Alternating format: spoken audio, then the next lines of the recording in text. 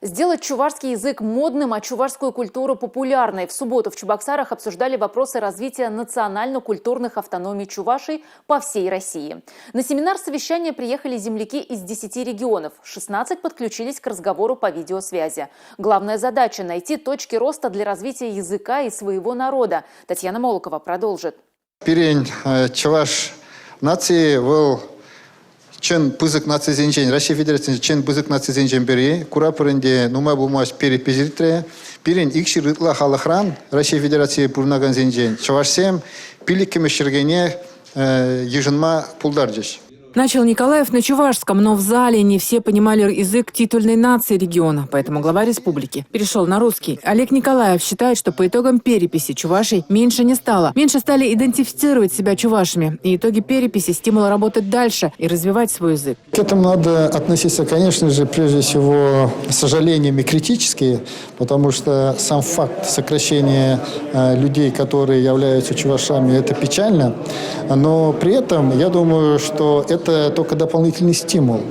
Еще больше и более разнонаправленно работать и привлекать внимание к языку, культуре и через эти составляющие добиваться того, чтобы все больше людей пользовалось языком, увлекалось культурой и позиционировало себя человеком, который является чувашской национальности. Олег Николаев отметил, несмотря на 5-е место в российской семье народов, нас нет в Совете по делам национальности при президенте страны. В 2023 году отмечается юбилей просветителя чувашского народа Ивана Яковлева, а это знаковая фигура для многих регионов в российский год педагога и наставника. Он делал вклад в развитие не только Чувашской республики, и как минимум наших соседних республик Татарстана и Ульяновской области. И, конечно же, мы с коллегами тоже будем объединять усилия и проводить совместные мероприятия по этому направлению.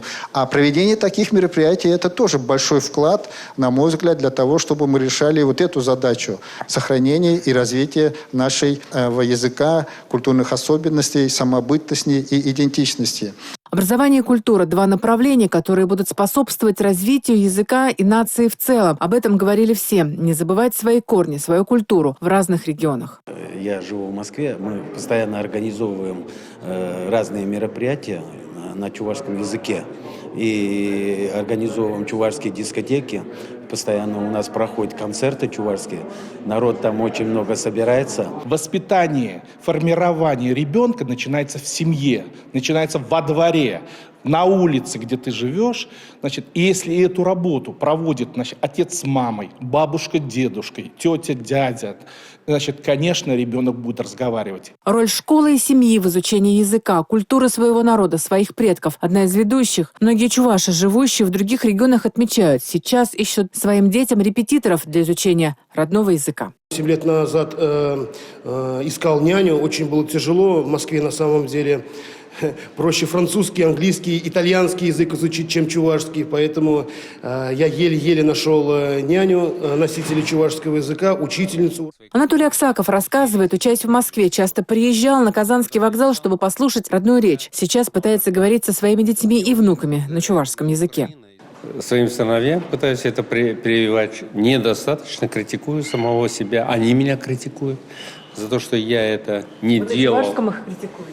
И на чувашском, и на русском, и на английском. Они на английском лучше говорят, чем на чувашском, понятно.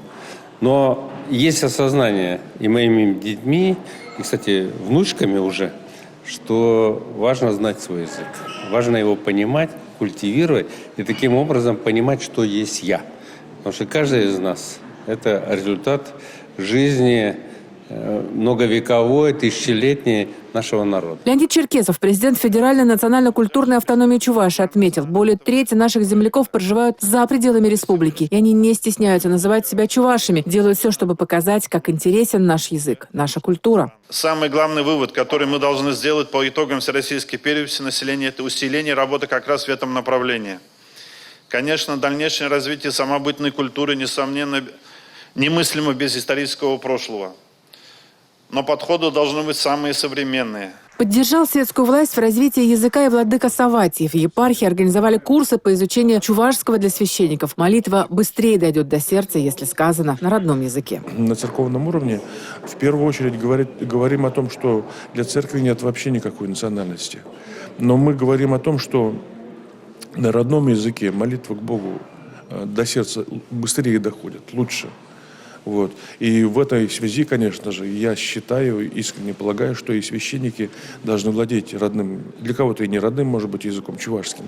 Они должны владеть для того, чтобы общаться с прихожанами на родном, понятном языке. Сейчас в 26 субъектах России работает 61 культурное объединение чувашей. Национально-культурные организации есть в 8 зарубежных странах. Сохранение и развитие языка и его самобытности – главная задача, которую надо решать всем вместе – власти, учителям, деятелям культуры. Для четкой работы необходим план работы, взаимодействие всех заинтересованных структур. Такая география требует серьезного пересмотра состояния дел. В Чувашии утвердили программу по сохранению и развитию языка. И главное здесь – современный подход. Наша задача была не обучать грамматике наших детей, не заниматься, вот, скажем, там, штудированием каких-то аспектов чувашского языка и чувашской грамматики, а сделать язык привлекательным и через преподавание сделать так, чтобы люди могли понимать язык и применять его в повседневной деятельности. Правительство Чувашии готово стать центром компетенции по обеспечению большой работы на каждой территории. Работа уже началась. Татарстан и Ульяновская область получили новые учебники, методические пособия для школ. В учебных заведениях применяют специальное оформление с использованием национального колорита.